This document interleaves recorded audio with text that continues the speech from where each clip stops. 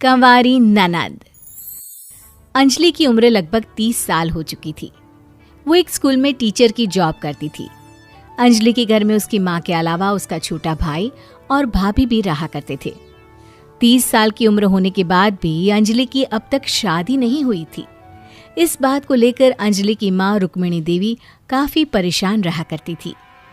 माँ, मैं स्कूल जा रही हूँ, जरा मेरा टिफिन तो दे दीजिए।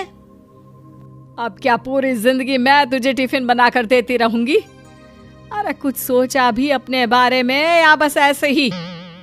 क्या माँ, सुबह सुबह फिर वही बातें लेकर बैठ गई। माँ गलत क्या कह रही है अंजलि दीदी? इतनी उम्र हो चुकी है आपकी, माँ कब तक आपकी सेवा करती रहेंगी?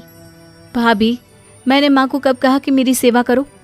वैसे भी अपना टिफिन मैं खुद तैयार कर लेती हूँ, बस टेबल से उठाकर देने को ही तो कहा था।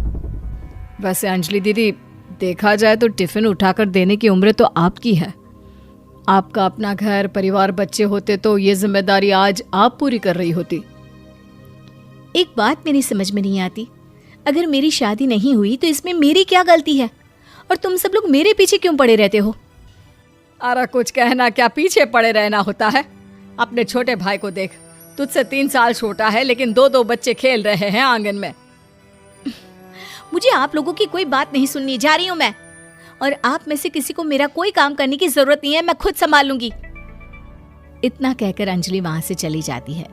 शाम को जब अंजलि अपने स्कूल से लौटकर घर वापस आती है तो उसने देखा कि पड़ोस वाली निर्मला चाची वहां पर बैठी हुई थी।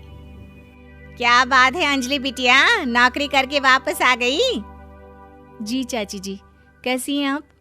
मैं तो ठीक हूँ बेटा, तुम बताओ शादी के बारे में कुछ सोचा या नहीं? अरे रहने दीजिए ना, इससे तो शादी की बात करना ही बेकार है। कुछ भी कहो तो गुस्सा करती है, बात बात पर आंखें दिखाती है। माँ, आप ऐसा क्यों कह रही हैं? मैंने कब आप पर गुस्सा किया? अरे अंजलि बेटा, तुम्हारी माँ ठीक ही तो कहती है। 30 की होने आई हो, अब तुम्हें भी शादी वादी कर लेनी चाहिए। चाची जी, आप तो ऐसे कह रही हैं जैसे शादी करने से मैंने मना किया हो। रहने दीजिए निर्मला चाची, हमारी अंजलि दीदी को अभी तक उनकी पसंद का दूल्हा नहीं मिला ना, इसीलिए वो शादी नहीं कर रही।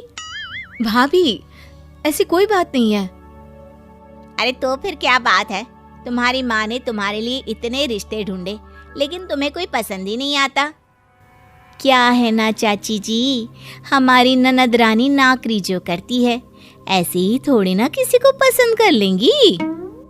अरे भाई, नौकरी का घमंड है तो बात अलग है, कोई और बात हो तो बताओ, कोई रास्ता निकाला जाए। नहीं चाची जी, कोई बात नहीं है, बस मुझे अभी तक अपनी पसंद का कोई मिला नहीं है। सुन लिया आपने, इस लड़की के तो पर निकल आए हैं और इतनी उम्र में अपनी पसंद का कोई मिलेगा भी नहीं इसे। माँ, आप मेरी शादी को लेकर हमेशा मुझे ताने क्यों मारती रहती हैं? अपनी माँ की बातें तो ताने लगती है। ताने हैं? बताओ, मैंने कुछ गलत कहा क्या?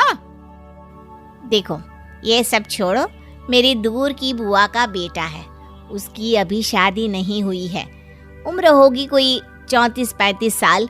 आप कहें तो बात आगे बढ़ाऊं? अरे हाँ, क्यों नहीं, ये भी कोई पूछने की बात है। अरे जल्दी से लड़के को यहाँ बुला लो। माँ, आप मुझसे पूछे बिना मेरी शादी की बात करने जा रही हैं और मेरी उम्र 30 भी पूरी नहीं हुई है। निर्मला चाची कह रही है कि वो लड़का 35 साल का है। अंजलि दीदी, आपको क्या लगता है इस उम्र में कोई फिल्म का हीरो आएगा आपके लिए? देखिए, अब पसंद और नापसंद की बात तो रहने दीजिए, पसंद करने की उम्र तो आपकी निकल चुकी। अब तो जो भी मिले उसी से शादी कर लीजिए, इसी में भलाई है। तेरी भाभी बिल्कुल ठीक कह रही है। अब जैसा रिश्ता मिले उसके लिए हाँ कर देना, ताकि हम भी गंगा नहाए। ठीक है, चलिए मैं उस लड़के को कहती हूँ, वो कल ही अंजलि को देखने आ जाएगा। अगले दिन निर्मला चाची के दूर का रिश्तेदार अंजलि को देखने उसके घर आता है। उसका नाम था अजय। अंजलि जी, तो आप नौकरी करती हैं, वो भी स्कूल में?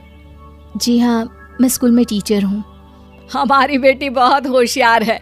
अरे पढ़ने लिखने में इतनी होशियार है, इसीलिए तो इसकी नौकरी लगी है स्कूल में। हाँ ठीक है आंटी जी, जरा मुझे भी तो बात करने दीजिए आपकी बेटी से। जी पूछिए ना, क्या पूछना चाहते हैं? अंजलि मैडम, ये तो बताइए कि आपने अभी तक शादी क्यों नहीं की? बस ऐसे ही, कहीं कोई रिश्ता पसंद नहीं आया इसलिए। लेकिन क्या मैं आपसे पूछ सकती हूँ कि आपने शादी क्यों नहीं की? अंजलि, क्या कर रही हो तुम? लड़कियों को इस तरह की बातें नहीं शोभा देती। रहने दीजिए आंटी जी, आपकी बेटी काफ़ी पढ़ी लिखी है, मैं उनके सवाल का जवाब दे ही देता हूँ।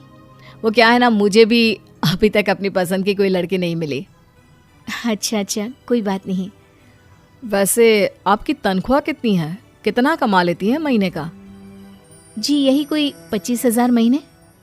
बस 25,000? इतने से क्या होता है? इतने से तो आजकल घर भी नहीं चलता। आपके कहने का क्या मतलब है? अरे मैं तो ये सोच कर आया था कि नौकरी वाली लड़की है, आराम से 40,000 कमाती होगी। माफ कीजिएगा, आपका और मेरा रिश्ता नहीं हो सकता। जी कोई बात नहीं, मुझे भी आपके साथ शादी करने में कोई इंटरेस्ट नहीं है। अंजलि, किस तरह की बात कर रही हो? घर आए रिश्ते को ठुकरा रही हो तुम। दीदी, अब इस उम्र में आपको इतनी अकड़ नहीं दिखानी चाहिए। अच्छा खासा रिश्ता हाथ से निकल गया, कहीं ऐसा ना हो कि जिंदगी भर कुंवारी ही रह जाओ आप। कुछ दिन और ऐसे ही निकल जाते हैं और अंजलि की शादी कभी नहीं होती। अंजलि के परिवार वाले बिंदास उसे ताने मारते रहते हैं, लेकिन अंजलि एक बड़ी नौकरी की तैयारी करती है और उसमें सिलेक्ट होने के बाद अंजलि को एक बहुत बड़ी नौकरी मिल जाती है। अब तो दीदी के नखरे और भी ज्यादा बढ़ जाएंगे भाई, अब तो इतनी बड़ी नौकरी जो लगी है, अब इनकी शादी होने से रही। माँ, मुझे नौकरी के लिए दूसरे शहर जाना पड़ेगा। आप जानती हैं ये बहुत बड़ी जॉब है और इसमें पैसे भी बहुत ज़्यादा मिलेंगे।